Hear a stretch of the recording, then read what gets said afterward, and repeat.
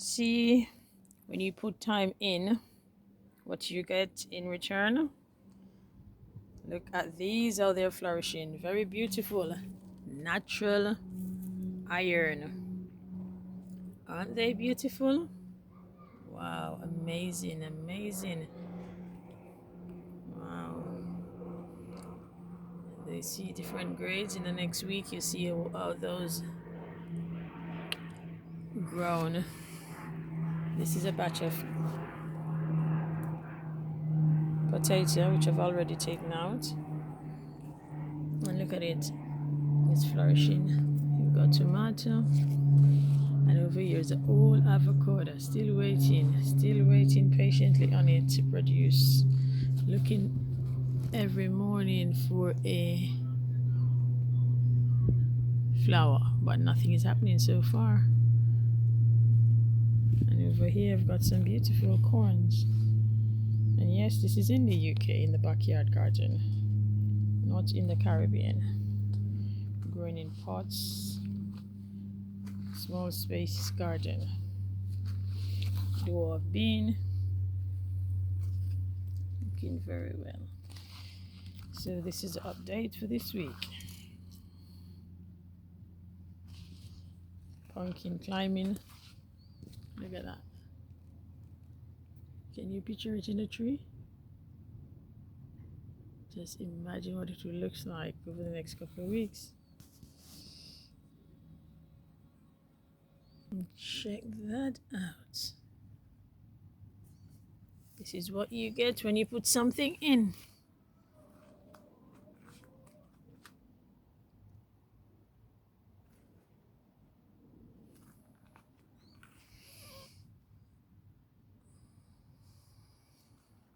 Sweet potato, more tomato.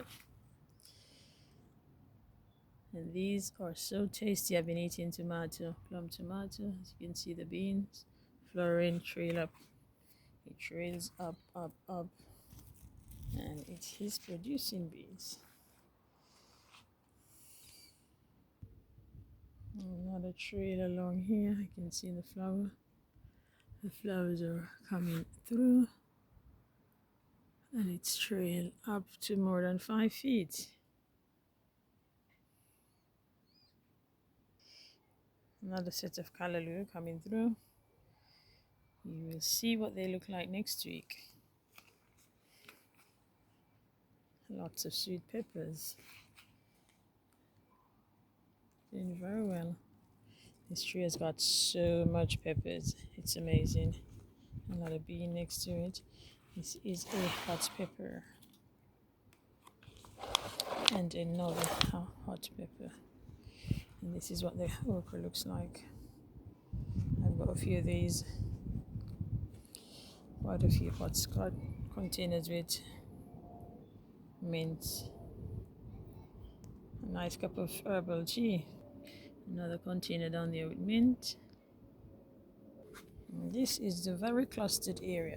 Over here you can find some sweet potatoes, a bit of beans, and pumpkin. Look at these leaves. They are so huge. I do cut them back because the chicken do love them. The chicken loves to eat literally everything that is grown in this section. The sunflower, they eat it. The pumpkin, they enjoy it. The potato, wow, if they get all these things in a day, it will all be gone. Over there, you can see some rosemary. Over here, you can see some tomato. Very beautiful they are. I have to keep trimming them back. That's a bean climbing there also. And more tomato. Cucumber. Some potato. Lots is happening over here. And there are little pumpkins in this section here. Coming through also. You can see another one over there. I just need to do a little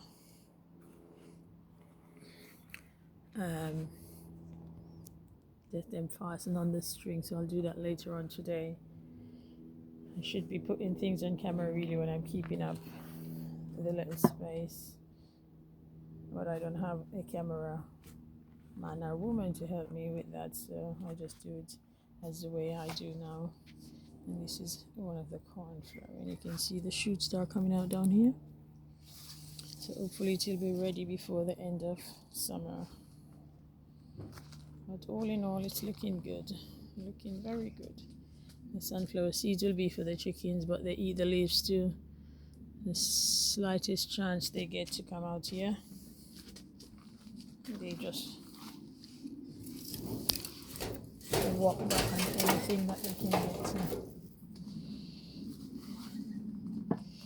But throughout the winter, I throw all the kitchen scraps in the fields, open space here, and it mulches the herd.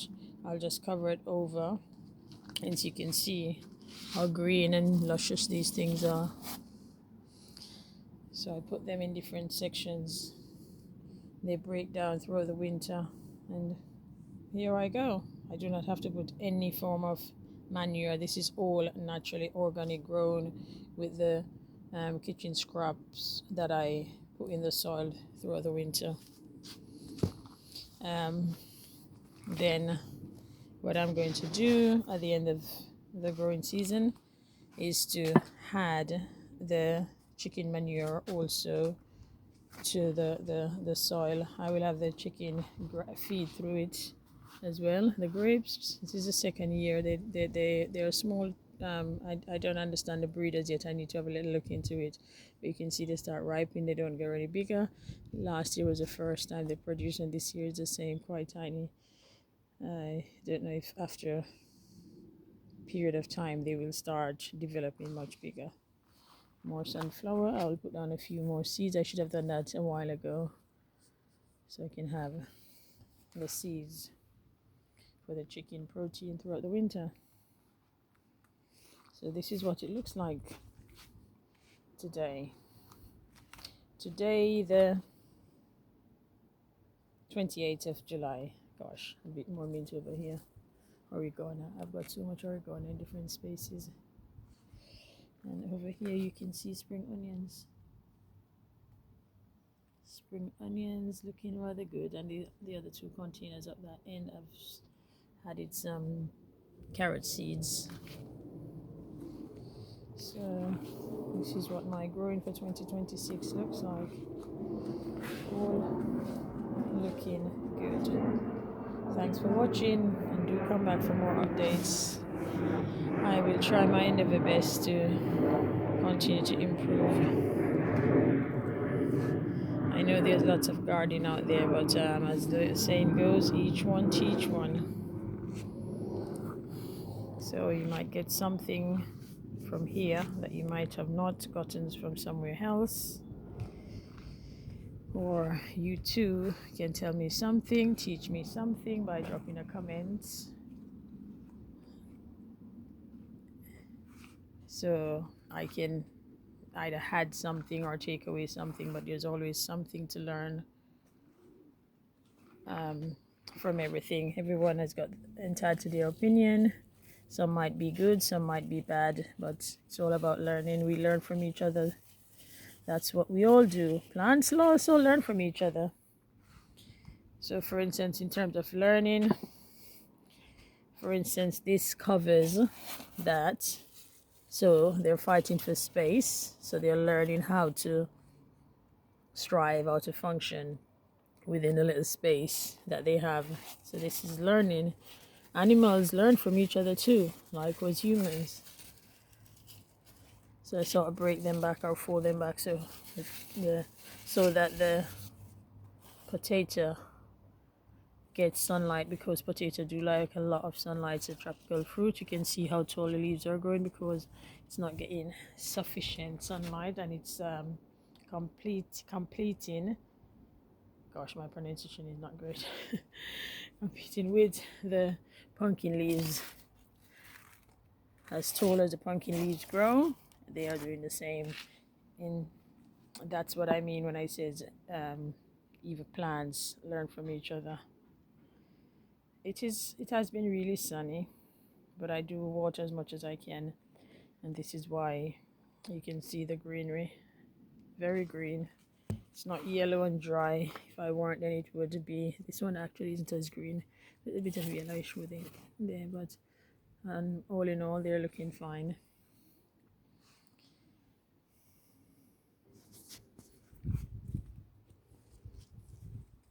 The tomatoes, they do very well this year. Very well. All plum tomatoes I have this year. Last year I had a few different varieties. This year just that's the only one lot kind that burst this year. So I'm just working with what's available. Though I'm really curious to know what this one is actually.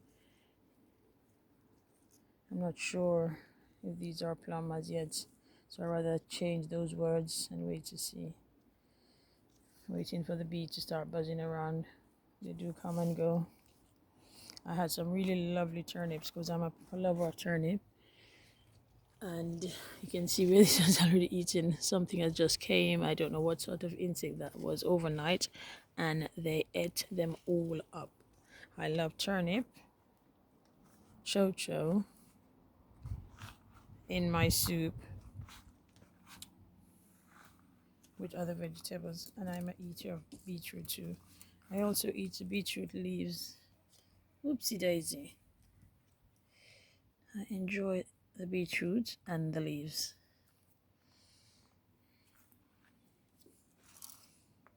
So this is it. This is another bean over here. Very beautiful. Look at the drill. The more I trim the leaves, the more it push out shoots. Oh my goodness.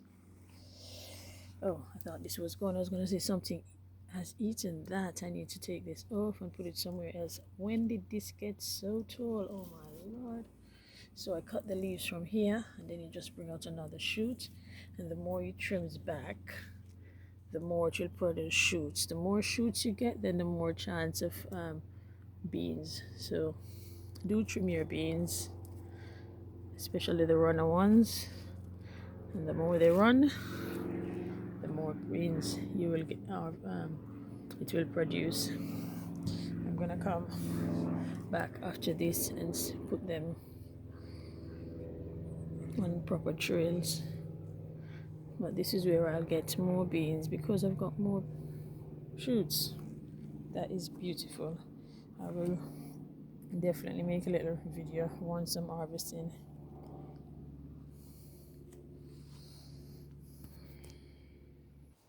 As for this pepper,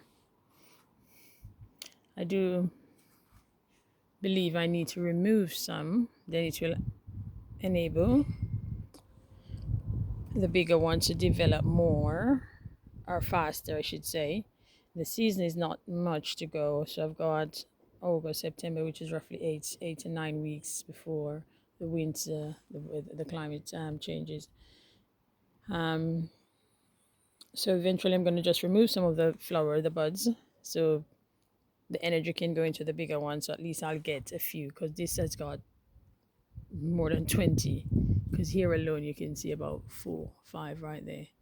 So breaking off some will help, because you just keep pushing out more and more flower. So much flower. For instance, if I have an extra, say 4 or 5 months, I could leave as much as possible, but then it's going to take longer for these to develop to full term before the winter starts. So removing a few will definitely help with development. And this is a tree. I've said it before in a previous video that this is a tree from last year. I kept it inside and brought it back out. Last year I had a lot of trees, an awful lot, but this year where I poured the seeds, where I kept throughout the seeds over the winter, the chickens are there, so they just peel back on everything. Something comes out and then just eat it away, keep eating away. I put this around here, reason being the chicken run sometimes, and then since I put the color, I didn't want them to be really picking on it, though they will stick their head through. But I monitor and supervise them. I hope this will develop a bit more. We're expecting some real hot sunny days, and this is what okra enjoys, really good hot sunny weather. It's a tropical um, plant as well. Some people say it's a fruit, some people say it's a vegetable, but it can be either, for whatever you like. It's a vegetable for me. I put it in my soup also. It helps to thicken the liquid. It breaks down in here. So with the soup, the pumpkin, the okra, the chow chow, the turnip, that just breaks down. I leave it to boil for a couple hours, quite a few hours, to thicken my soup. If you want to have a veggie soup, you just prepare it that way with your vegetables. If you want some meat, you can add the meat of your choice. But all in all, it's all good having some really nice okra. And okra can be used in many different ways. Soak it in water to have a glass of okra water. I can just break it from the tree, wash it and eat it just like that. It's very nutritious. I have been enjoying eating okra uncooked since I'm a child. So it's definitely good to eat without being cooked. It can be done with some curry in different ways. I also cook down the chawati sometimes, chow chow, with some carrots and beans and the okra, and then make a nice little sauce for some fried fish. But it's very versatile. It's how people wishes to use food anyway. Food is a work of art if you know how to prepare and be creative with food. It's really good. Learning again from each other, sharing and exploring new things. We, in most cases, we use the same thing but just prepare them in different ways, and it's good to learn in different ways. Some are more versatile than others, some are prepared much quicker than others. It's all about learning. Each one teach one.